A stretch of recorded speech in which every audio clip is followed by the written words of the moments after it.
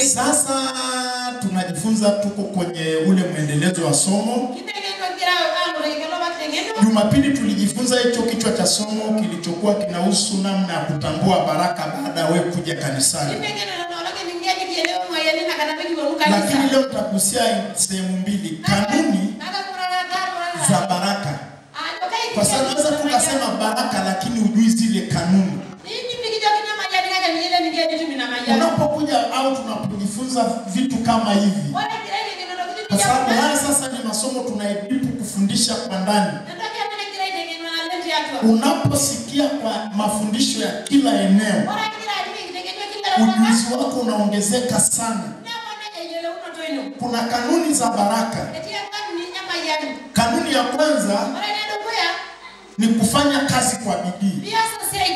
Kama vile nilivyokuambia, kuna utofauti wa baraka ya mtakatifu na baraka ya mtu ambaye sio mtakatifu. Kwa sababu hizi baraka mbili, huyo ambaye si mtakatifu anazo njia za panya. Kwani wewe una njia za panya? Mtu ambaye sio mtakatifu anaenda kwa mganga, anatafuta mali zake kwa uongo. Kwa huyu mtu ambaye sio mtakatifu anaweza akajijazia vitu vingi ambavyo pia anaweza nikasema hazina msingi. Na hii imewavutia watu wengi kuona kwamba mtu anapookoka hawezi kubarikiwa kwa sababu hana tena ile ujanja njia pale. Na ile ni kitu ambacho hakuna. Baraka ziko pale pale.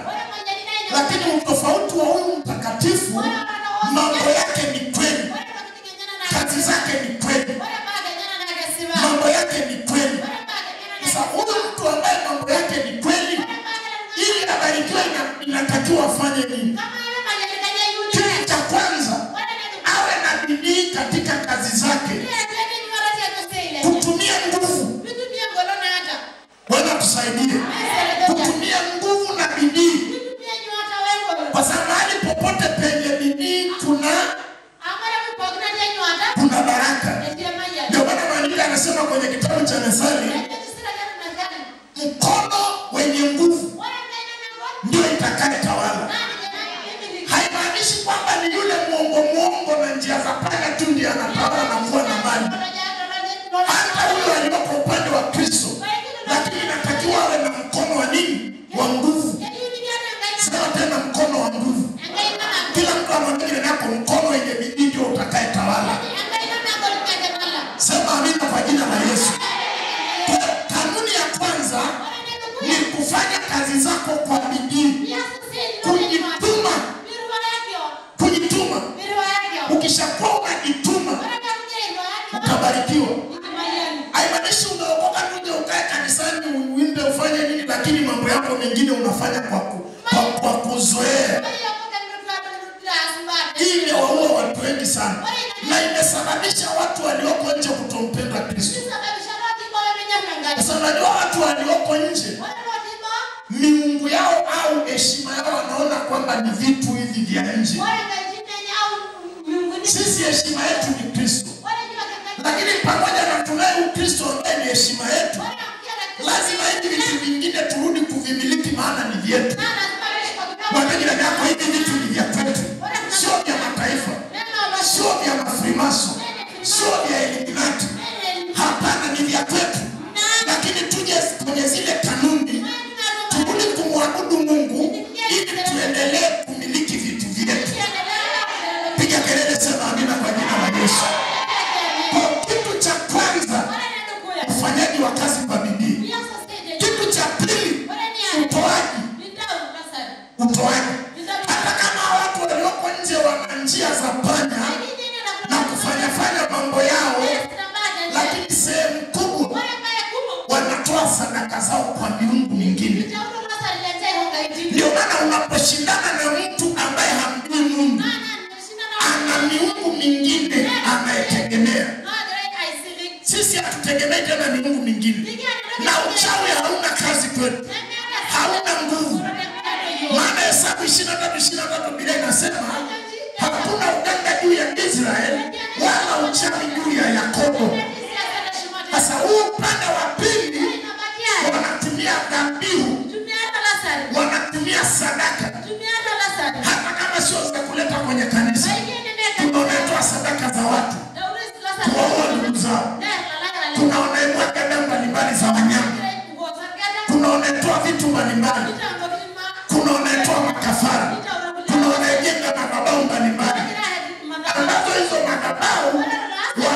kutumikia kwa kutoa. Kwa kanuni ya pili ni utoaji kwa Mungu wako. Maana jina lako kanuni ya pili ni utoaji kwa Mungu wako.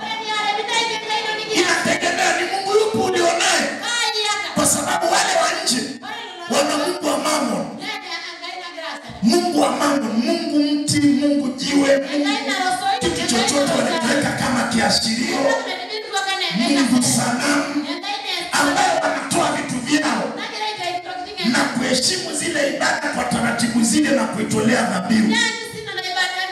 Sasa wewe Mungu uliyempenda, uliyemkubali, lazima urudi na kumcha na kumtolea sadaka. Ndio maana ukisoma kwenye Kutoka 25, Mungu anamwambia Musa, nichagulie watu ambao wana moyo wa kupenda kutoa. Unapofanya kazi kwa bidii katika ile kanuni ya kwanza, unapokuja kanuni ya pili ya utoaji, unatoa kwa kupenda. Sema tena kwa kupenda. Mwambie basi jirani yako, nitatoa kwa kupenda. Mmoja akasema, nikaingia kwenye baraka za Mungu. Anasema ndani yangu nikaanza kusikia roho ya kutoa, roho ya kukataa kutoa. Anasema nikasikia mashindano fulani. Akasema ndani ya ile mashindano nikamwambia shetani, nitamtolea Mungu wangu, na kama hata nikikosa cha kumtolea, hata niukate tu mkono nimpelekee. Bwana asifiwe. Kwenye ile eneo la utoaji, shetani ana upinzani. Maana anajua ukifanya kazi kwa bidii, ukawa unamtolea Mungu, anajua wewe ni mtu usiowezekana. Sema amina kwa jina la Yesu. Kumtolea Mungu, kufanya kazi ya Mungu kwa moyo. Kila mahali ukikuta kazi ya Mungu inafanyika, weka alama. Mwambie nako ukienda mahali popote, ukikuta kazi ya Mungu inafanyika, mwambie weka alama. Sema amina kwa jina la Yesu. Weka alama. Ukishaweka alama, wewe nenda, utaona. Hiyo ni hatua ya pili. Hatua ya tatu, kufanya ibada. Kufanya ibada. Kufanya ibada. Lazima ufanye ibada. Maana ibada, kuna vitu vingi vinazaliwa ndani ya ibada. Na ndio maana ukisoma kwenye Biblia, kwenye Zaburi 125, anasema wamtumainio Bwana ni kama mlima Sayuni, hawatikiswi. Hata kama dunia inatikisika, hata kama kuna mitikisiko katika dunia, kama kuna vitu vinatikisa, maandiko yanasema wewe hautatikiswa. Mungu amekufananisha na mlima. Lakini tafsiri nyingine ya mlima imewekwa tafsiri nyingine kama ibada. Ibada ni kama mlima. Kwa ibada inatengeneza mazingira ya wewe kufika kwenye ile level ya kuweza kumiliki baraka za Mungu. Sema amina kwa jina la Yesu. Mwambie nako hatua ya tatu. Sema tena hatua ya tatu. Mwambie mazingira ya ibada. Mwambie vipi wewe kwenye ibada. Maana unakuta mtu anataka vitu vya Mungu lakini hataki Mungu. Hataki ibada lakini anataka vitu vya nini? Vya Mungu. Lazima unapomtaka Mungu, unapotaka vitu vya Mungu, uwe karibu na huyo Mungu mwenye hivyo vitu. Ili basi hata kama akikupa, akulindie. Sema basi amina na uwe karibu na Mungu basi ili akikupa, akulindie. Sema tena uwe karibu na Mungu. Sema amina kwa jina la Yesu. Kwa hizi haya maeneo matatu yatakusababisha wewe uwe mtu mkamilifu sana. Mwambie jirani yako ili uwe mtu mkamilifu sana. Mwambie utakuwa umeokoka. Mwambie na mambo yako yatakuwa vizuri. Achana na mambo ya kujihesabia unyonge. Unyonge ni ya shetani na bibi yake. Mwambie basi unyonge ni wa shetani na bibi yake. Sema amina kwa jina la Yesu. Kwa mama alikuwa ni mzazi. Kijana wangu sasa ambaye anakaribia miaka 20 na Nikifika mama akiniambia yote, tukizungumza na mwambia mama jipe moyo usiogope kwa sababu maadamu tunaye Mungu tena na hivi vitu vya hii dunia. Naona uchanga. Kuna kitu kibaya kama uchanga wa kiroho. Hata wewe mtu mchanga wa kiroho ukifundisha vitu kama hivi, anaweza kuona kwamba umepunguka kiroho. Anaweza kusema wewe umekuwa mtu wa mwili sana. Au rohoni. Ndivyo tulivyokuwa wote. Unapookoka unapoanza kuna vitu ukifundishwa huwezi kuelewa. Lakini kuna watu wamefika kwenye hiyo level ukifundisha wanaelewa. Piga makofi sema amina kwa jina la Yesu. Kuna watu wameshaelewa. Ndio maana tunapojifunza kuleta mafundisho aina ya tofauti. Hatujengi mtu mmoja, tunajenga watu wengi. Waliofika level ya juu, walioko katikati, walioko chini, wote tunawainua mpaka kwa Baba. Piga kelele sema amina kwa jina la Yesu. Ndio maana kukutana na aina ya fundisho, andika hata kama hujafika kwenye hilo eneo. Hata kama hujaweza kubeba hilo fundisho, wewe andika. Kuna saa utafika, utainuka, utakuwa. Roho Mtakatifu atakwambia kumbuka fundisho lililofundishwa tarehe fulani, mwaka fulani, mwezi fulani. Ukipitia hilo fundisho unakutana na haki yako. Sema amina kwa jina la Yesu. Maana kuna fundisho saa hii linaweza lisikusaidie, moja lakini litawasaidia wengine. Ndio maana kwenye maeneo matatu ukizingatia, ukishika vizuri, unaweza ukaokoka ukawa na Yesu vizuri, lakini mambo yako naye mazuri yakawa vizuri. Bwana msaidie.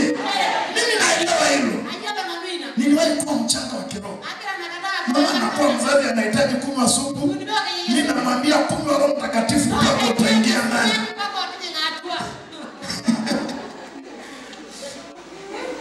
Mama nena kwa lugha sana.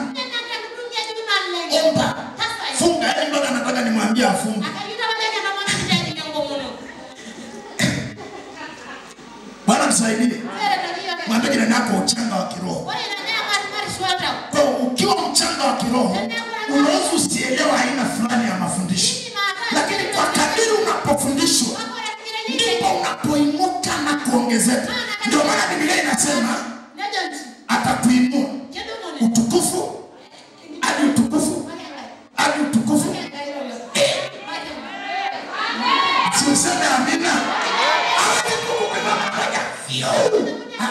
Anakuinua, anakufikisha hapo, anakuinua tena, unafika hapo tena, hapa tena.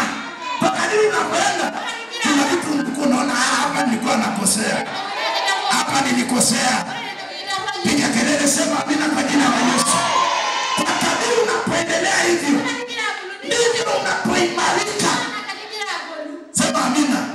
Maana kwa hayo maeneo matatu, maana ukishika maeneo matatu, mwambie mtu anayesema uongo uko nje, mwambie hata kukuta kwa uchumi. Sema nasi yake mimi kinabo cha uchumi. Piga kelele sema amina kwa jina la Yesu. Kwa sababu hautakuwa muongo, hautakuwa na njia za panya, utakuwa na kweli, lakini kwa sababu unafanya cha kwako, lazima utakuwa na vya kwako. Sema amina. Wale wanasema tutapata tu kwa ajili ya kusema uongo, wataona utasema kweli na utastawi. Sema tena, nitasema kweli na nitastawi. Kila mtu mmoja anakumwambia nitasema kweli. Nikisema nimerudia kile nimesema na nasema kama isitawi. Tena alimesema na nasema kama isitawi. Sema amina. Sema amina kwa jina la Yesu. Tukiangalia hizo kanuni, lazima tutamuona Mungu. Kila mtu atamuona Mungu. Na kila mtu atamfurahia Mungu. Hebu sema nitamuona Mungu na nitamfurahia. Unaweza ukamuona Mungu lakini unaweza usimfurahie.